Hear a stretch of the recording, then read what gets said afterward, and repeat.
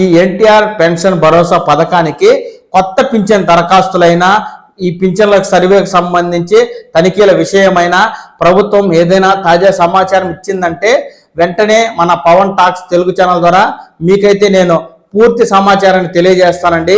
ఎప్పటికప్పుడు ఈ సమాచారాన్ని ఈ ఛానల్ ద్వారా తెలుసుకుంటూ ఉండడం కోసం వెంటనే ఈ ఛానల్ని లైక్ చేసి సబ్స్క్రైబ్ చేసుకోండి.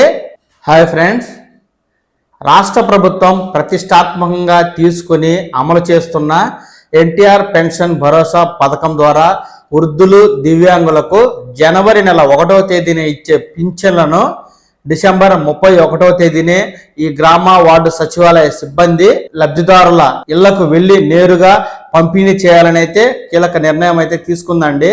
ఏంటంటే జనవరి 1 నూతన సంవత్సరం తొలి రోజు కాబట్టి ఇక్కడ ప్రజలు అలాగే ఉద్యోగులు సెలబ్రేషన్ మోడ్ లో అయితే ఉంటారు.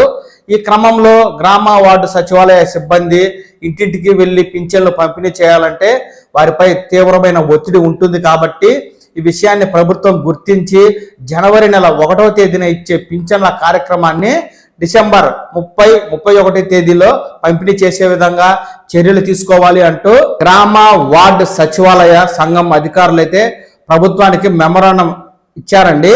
ఈ మెమరాండంని గమనించిన ప్రభుత్వం ఈ ఉద్యోగులకు సంబంధించి సానుకూల నిర్ణయం అయితే తీసుకుని జనవరి 1వ తేదీన పంపిణీ చేయాల్సిన ఈ ఎన్టీఆర్ భరోసా పింఛన్లను డిసెంబర్ 31వ తేదీనే పంపిణీ చేసే విధంగా ఉత్తర్వులను అయితే జారీ చేసిందండి.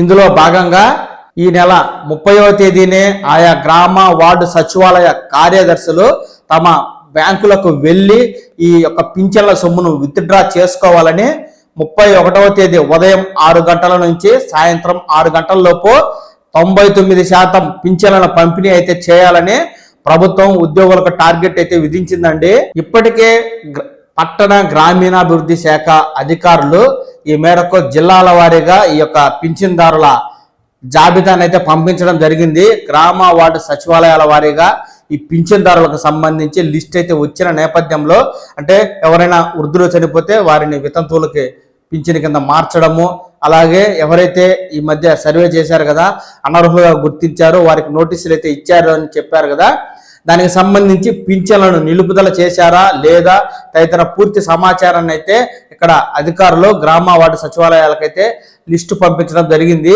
ఈ లిస్టు ఆధారంగా సచివాలయ కార్యదర్శులు బ్యాంకు నుంచి ఈ సొమ్మునైతే విత్డ్రా చేసి మనకు డిసెంబర్ 31వ తేదీ ఉదయం 6 గంటల నుంచే ఈ పింఛన్ల పంపిణీ కార్యక్రమం అయితే చేపట్టి సాయంత్రం 6 గంటల కల్లా 99% అయితే పంపిణీ చేసే విధంగా చర్యలు తీసుకోబోతున్నారండి. అలాగే ఇక జనవరి 1వ తేదీ ఈ నూతన ఆంగ్ల సంవత్సరాది కాబట్టి ఎవరైతే మిగిలిపోయినటువంటి పింఛన్లు తీసుకున్నటువంటి వాళ్ళు ఉంటారు కదా, సర్వర్లు సరిగా పనిచేయకపోవడమో లేకపోతే అందుబాటులో లేక ఇతర ప్రాంతాలకు వెళ్ళిన పింఛన్దారులను పింఛన్ ఇవ్వలేరు కాబట్టి వారికి జనవరి 2వ తేదీన అయితే పింఛన్ పంపిణీ కార్యక్రమం జరుగుతుంది. ఈ విషయాన్ని లబ్ధిదారులు అయితే గుర్తుంచుకుని మీరు 1వ తేదీనే ఇంటి వద్ద ఉన్నట్లయితే అధికారులు మీకైతే పింఛన్ పంపిణీ చేస్తారు. ఒకవేళ మీకు ఏదైనా అత్యవసరమో ముఖ్యమైన కార్యక్రమం ఉండి మీరు ఇతర ప్రాంతాలకు వెళ్ళినట్లయితే జనవరి 2వ తేదీ నాటికి కూడా మీరు అందుబాటులో లేకపోతే ఏమీ కంగారు పడాల్సిన అవసరం లేదు. ప్రభుత్వం మనకు 3 నెలల విధానాన్ని తీసుకొచ్చింది.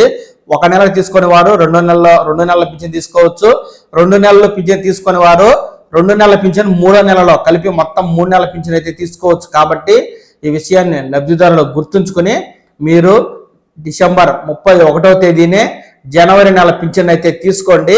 ఇక ఈ ఎన్టీఆర్ పెన్షన్ భరోసా పథకానికి కొత్త పింఛన్ దరఖాస్తులైన ఈ పింఛన్లకు సర్వేకి సంబంధించి తనిఖీల విషయమైన ప్రభుత్వం ఏదైనా తాజా సమాచారం ఇచ్చిందంటే వెంటనే మన పవన్ టాక్స్ తెలుగు ఛానల్ ద్వారా మీకైతే నేను పూర్తి సమాచారాన్ని తెలియజేస్తానండి.